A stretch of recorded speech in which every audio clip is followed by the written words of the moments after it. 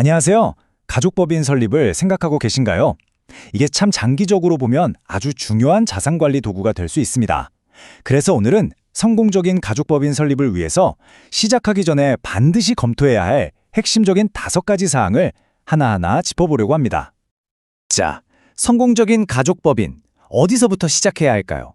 많은 분들이 바로 이 지점에서 고민을 시작하시죠. 그런데 사실 가장 중요한 건 뭐니 해도 첫 단추를 어떻게 꿰느냐에 달려있다고 할 수 있습니다. 왜냐하면요, 이 법인을 처음 만들 때 내리는 그 사소해 보이는 결정 하나하나가 앞으로 10년, 아니 길게는 20년 동안의 세금 부담을 좌우할 수 있기 때문입니다. 이게 한번 방향이 잘못 잡히면 나중에 바로잡기가 정말 어렵거든요. 설령 고친다고 해도 그 과정에서 생각지도 못한 세금이 많이 나올 수도 있으니 정말 신중하게 접근해야 합니다. 자, 그래서 오늘 우리가 함께 살펴볼 5가지 핵심 체크리스트입니다. 법인의 형태를 어떻게 할지, 주주는 누구로 할지, 자본금은 얼마로 할지, 사무실은 어디에 둘지, 그리고 마지막으로 어떤 사업을 할지 이 순서대로 차근차근 짚어보겠습니다. 네, 그럼 첫 번째 항목부터 시작해볼까요? 바로 법인의 형태를 선택하는 겁니다. 보통 주식회사와 유한회사, 이 둘 중에서 고민하게 되는데요. 우리 가족의 장기적인 목표에 어떤 형태가 더 맞을지 잘 따져보는 게 중요합니다. 화면을 보시면 두 형태의 장단점이 잘 비교되어 있죠. 주식회사는 아무래도 대외적으로 신뢰도가 높아서 외부에서 투자를 받거나 나중에 상장까지 생각하신다면 유리할 수 있습니다. 반면에 유한회사는 설립 절차가 좀 더 간단하고요. 특히 3년마다 해야 하는 임원 등기를 다시 할 필요가 없어서 운용하기가 훨씬 편합니다. 그래서 만약 외부 투자 계획 없이 순수하게 우리 가족의 자산을 관리하고 투자하는 게 목적이다. 이럴 경우에는 운영의 편의성이나 비용 절감 면에서 유한회사가 훨씬 더 나은 선택이 될 수 있는 거죠. 자, 두 번째는 주주 구성과 지분율 문제입니다. 이 부분이 어떻게 보면 오늘 내용 중에 가장 중요하다고 할 수도 있겠는데요. 법인의 실질적인 주인이 누구인지, 그리고 미래에 생길 이익을 어떻게 나눌지를 결정하는 아주 핵심적인 단계이기 때문입니다. 주주로는 부모님, 배우자, 성인이 된 자녀는 물론이고요. 아직 어린 미성년 자녀나 손자녀까지도 참여가 가능합니다. 그런데 여기서 꼭 하나 짚고 넘어가야 할 점이 있어요. 바로 미성년 자녀를 주주로 넣을 경우인데요. 이 아이가 법인에 낸 돈, 즉 자본금의 출처를 명확하게 설명하지 못하면 나중에 이게 증여 아니냐 하면서 세금이 추징될 위험이 있습니다. 이런 세금 문제를 깔끔하게 피하는 아주 좋은 방법이 있습니다. 바로 이 증여세 비과세 한도를 잘 활용하는 건데요. 아시는 것처럼 10년을 기준으로 배우자에게는 6억 원, 성인 자녀는 5천만 원, 그리고 미성년 자녀에게는 2천만 원까지는 세금 없이 증여가 가능하잖아요. 바로 이 한도 안에서 자녀에게 먼저 자금을 증여하고 이걸 정식으로 세무서에 신고하는 겁니다. 그리고 나서 그 돈으로 자본금을 내게 하면 자금 출처가 아주 명확해지는 거죠.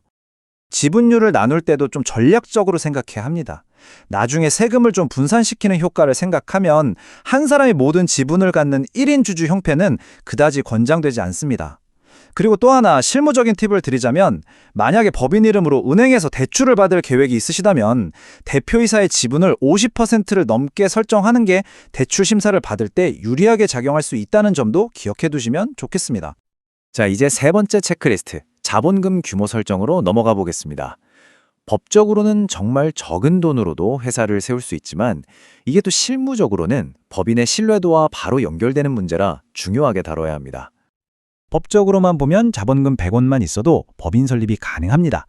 하지만 현실에서는 아무도 그렇게 하지 않죠. 실무적으로는 최소한 1,000만 원 이상은 되어야 대외적으로 이 회사가 그래도 기본은 갖췄구나 하는 신뢰를 줄 수 있습니다. 특히 만약에 부동산을 사기 위해서 대출까지 생각하고 계신다면 금융기관에서 보는 신용도를 위해서 3억 원 정도까지도 생각해 보시는 경우가 있습니다. 그런데요, 여기서 자본금 액수보다 정말 훨씬 더 중요한 게 있습니다. 바로 그 돈이 어디서 나왔느냐, 즉 자본금의 출처입니다. 각 주주는요, 반드시 자기 이름으로 된 통장에 있는 본인 자금으로 본인이 맡은 지분율만큼 정확하게 돈을 내야 합니다. 만약에 아버지가 자녀 몫까지 대신 내준다거나 하면 이건 사실상 증여로 보게 돼서 생각지도 못한 세금 문제가 터질 수 있습니다. 네 번째 체크리스트는 본점 소재지, 즉 사무실 주소를 어디로 할 것인가 하는 문제입니다. 이게 단순히 우편물 받는 주소를 정하는 걸 넘어서서요. 특히 부동산을 취득할 계획이 있다면 세금에 직접적인 영향을 미치는 아주 중요한 전략적 선택이 됩니다. 여기서 꼭 아셔야 할 개념이 바로 과밀 억제권역이라는 겁니다. 이름 그대로 너무 과밀화되는 걸 억제하는 구역이라는 뜻인데요. 주로 수도권의 주요 지역들이 여기에 해당됩니다. 그리고 이런 지역 안에서는 인구와 산업이 몰리는 걸 막기 위해서 여러 가지 세금을 더 무겁게 매기게 됩니다. 이 그래피를 보시면 그 차이가 얼마나 큰지 한눈에 들어오실 겁니다.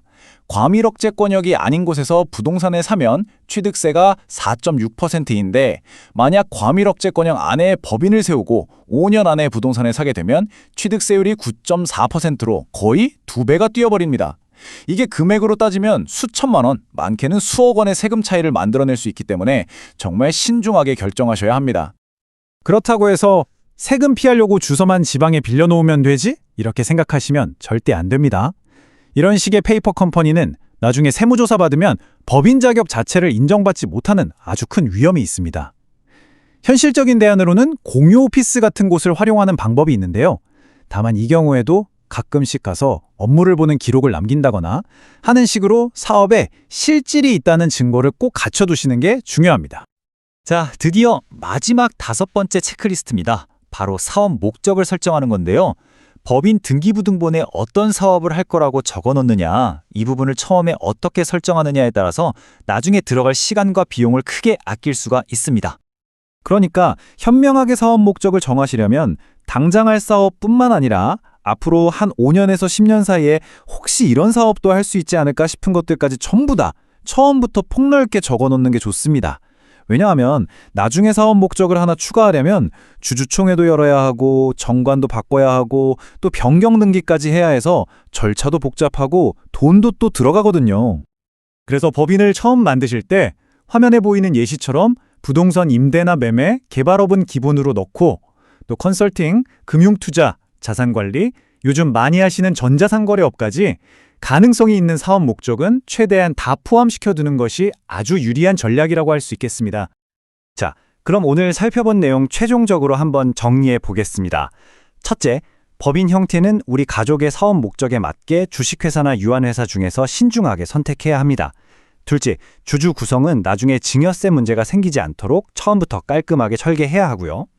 셋째, 자본금은 대외 신뢰도를 고려해서 정하되 가장 중요한 건 반드시 각자 본인의 돈으로 내야 한다는 점입니다.